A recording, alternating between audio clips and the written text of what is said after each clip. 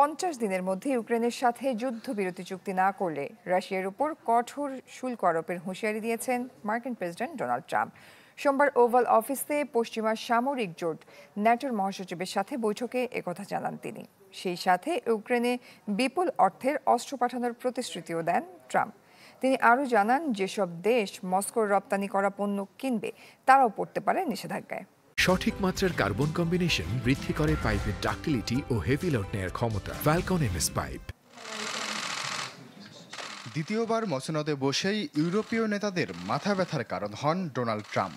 একদিকে বক্তৃতা বিবৃতিতে তার পুতিন প্রেম, অন্যদিকে ইউক্রেনে অস্ত্র সরবরাহ কমানো, সব মিলিয়ে রাশিয়া ইউক্রেন যুদ্ধের খোলনালচে বদলে যাবার দশা। কিন্তু না, স্বভাবসুলভ ইউটার্ন নিলেন ট্রাম্প। হোয়াইট হাউসে ন্যাটো প্রধানের সাথে বৈঠকের পর ইউক্রেনকে দেয়া হয়েছে সমরাস্ত্র সরবরাহ বাড়ানোর আশ্বাস, আর রাশিয়া পেল শুল্কের কড়া হুঁশিয়ারি। রাশিয়ার উপর আমরা ভীষণ অসন্তুষ্ট। পুতিন আমাকে টেলিফোনে মিষ্টি কথা বলে ঠিকই, কিন্তু দিন শেষে হামলা অব্যাহত রাখে। 50 দিনের মধ্যে যদি কোনো যুদ্ধবিরতি চুক্তি না হয়, তাহলে আমরা রাশিয়ার উপর কঠোর শুল্ক আরোপ করব, প্রায় 100% হারে। আর ইউক্রেনিয়ানদের আরেকটি সুসংবাদ, আপনাদের শক্তিশালী সামরিক সরঞ্জাম দেয়া হবে।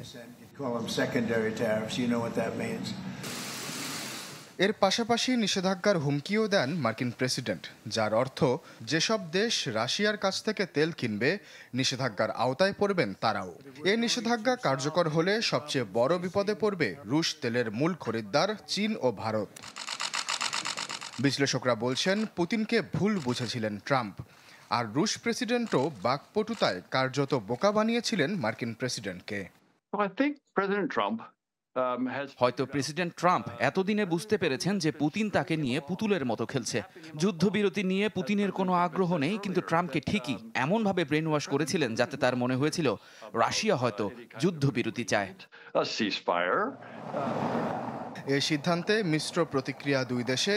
একদিকে মস্কোপন্থীরা বলছে যুদ্ধের মাত্রা বাড়াবে ট্রাম্পের ঘোষণা, ও আপাতত স্বস্তিতে ইউক্রেনীয়রা। আশ্বাস চৌধুরী, চ্যানেল 24।